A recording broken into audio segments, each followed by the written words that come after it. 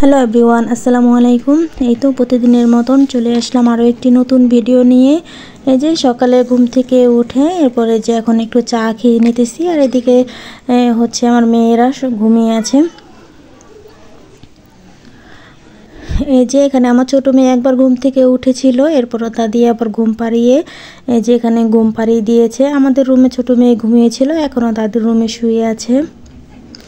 আর এদিকে হচ্ছে আমার শ্বশুর বড় একটা পাঙ্গাস মাছ পাঠিয়েছে। পাঙ্গাস মাছ হলো আমার মেয়েরা খুবই পছন্দ করে, বিশেষ করে আমার বড় মেয়ে, ও অনেক পছন্দ করে পাঙ্গাস মাছটা। আর পাঙ্গাস মাছটা রান্নার থেকে ভেজে খাওয়াটাই বেশি পছন্দ করে। এজন্য এই যে একটা বড় মাছ পাঠিয়েছে। আমার শাশুড়ি আবার মাছগুলো কেটে নিতেছে।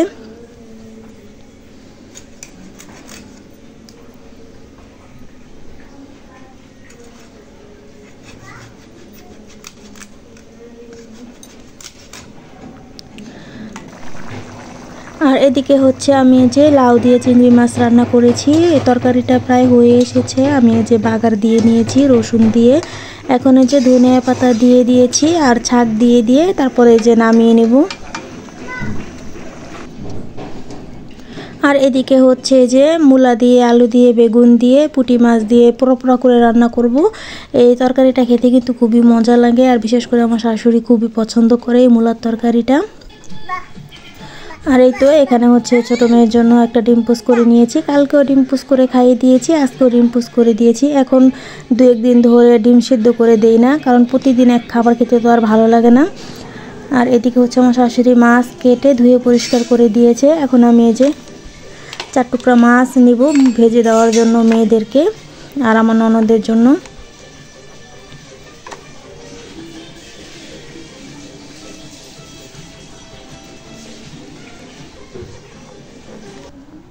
আর এখন বাকিগুলো ফ্রিজে রেখে দিব। আর এদিকে হচ্ছে যে শাক রান্না করেছি। এই শাকটা হচ্ছে যে বোত্তা শাক বলে আমাদের গ্রাম অঞ্চলে। এই বোত্তা শাক দিয়ে তারপরে আলু দিয়ে, সিম দিয়ে রান্না করেছি। এই শাকটা খেতে কিন্তু খুবই মজা লাগে, আমাদের কাছে ভালোই লাগে খেতে। বুম্বা মরিচ হলে তো আর কোনো কথাই নেই। এই তো শাক রান্নাও হয়ে গেছে। আর এদিকে হচ্ছে যে মূলার তরকারিটা পুঁটি মাছ দিয়ে পোড়া করে রান্না করেছি, এটাও হয়ে গেছে। আর এদিকে হচ্ছে যে মাছ, পাঙ্গাস মাছ ভাজি করে নিতেছি। আজকে তো মূলা রান্না করেছি, শাক রান্না করেছি, এই জন্য তো আমার ননদ আবার আমার মেয়েরা, ওরা তো ভাত খেতে কষ্ট হয়ে যাবে, এগুলো তো ওরা খায় না, এই জন্য মাছ ভেজে নিতেছি ওদের জন্য।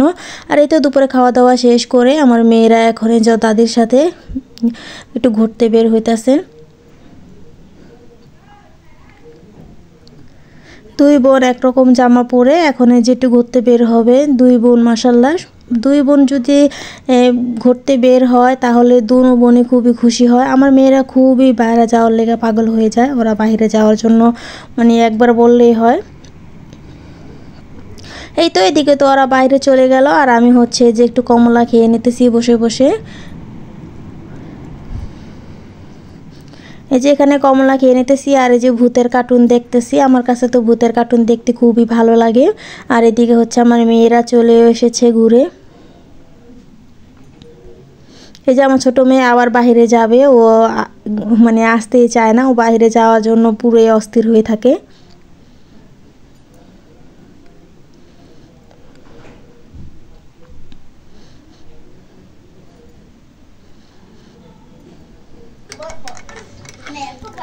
এই তো আর এই যে এখন মেয়েকে একটু দুধ গুলিয়ে দিতেছি, দেখি একটু দুধ খাওয়ানো যায় কিনা। আমার বড় মেয়েকে তো আগে দুধ খাওয়াতাম না, এই জন্য ওর এমন অভ্যাস হয়েছে, ও এখন দুধ দেখলেই জানি কেমন, ও মানে খেতেই পারে না, দুধ জাতীয় কোনো জিনিসে খায় না।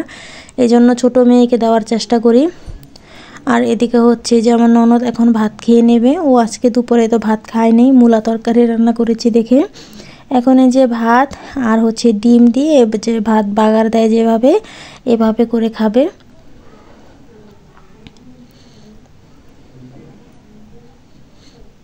এই যে এখানে পেঁয়াজ, মরিচ আর ডিমটা প্রথমে ভালো করে ভেজে নিয়েছে, এরপরে যে ভাতগুলো দিয়ে দিল, ভাতটাও একটু ভালো করে ভেজে নেবে। এভাবে খেতে কিন্তু খুবই মজা লাগে।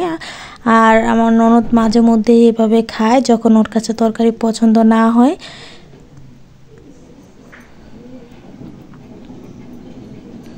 আর এদিকে হচ্ছে আমি আমার ছোট মেয়ের জন্য একটু নুডলস রান্না করে নিলাম। আর এদিকে আমি আর আমার শাশুড়ি মূলা তরকারি দিয়ে মুড়ি দিয়ে খেয়ে নিতেছি। আমার শাশুড়ি তো মূলা তরকারি খুবই পছন্দ। আর এদিকে আমি একটু শাক নিয়েছি মুড়ির সাথে খাওয়ার জন্য। আর এই তো যে রাত্রে আমার শ্বশুর আসার সময় যে সসেজ নিয়ে এসেছে, এখন যে রাত্রের জন্য সসেজ রান্না করব। আর ডাল পাতুরি করব। এই যে এখানে আমি ডালে সব কিছু দিয়ে দিলাম, পেঁয়াজ মরিচ হলুদ ফাঁকি একটু আদা রসুন আর হচ্ছে যে মরিচ ভালো করে মেখে নিব। এরপর পরিমাণ মতন পানি দিয়ে ডালটা বসিয়ে দেব। আর এদিকে হচ্ছে যে সসেসগুলো ভেজে নিতেছি।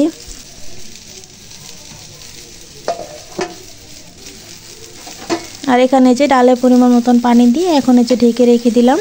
আর এখানে তো যে সসেসটা ভাজা প্রায় হয়ে এসেছে। এখন আমি এই যে সসেসগুলো উঠিয়ে নিয়ে এরপর পেঁয়াজগুলো ভাজা ভাজা করে নেব।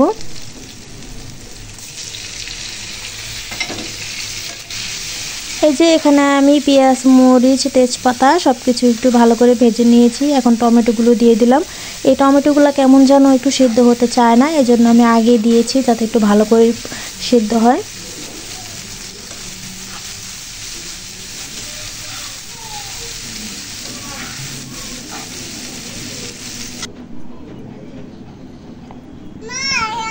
এই তো আর এদিকে হচ্ছে যে আমার ননদ কফি বানিয়েছে, আমি আর আমার ননদ এখন কফি খেয়ে নেব। এই তো আজকের ভিডিওটা এ পর্যন্তই। যদি ভালো লেগে থাকে অবশ্যই লাইক কমেন্ট আর সাবস্ক্রাইব করে দেবেন।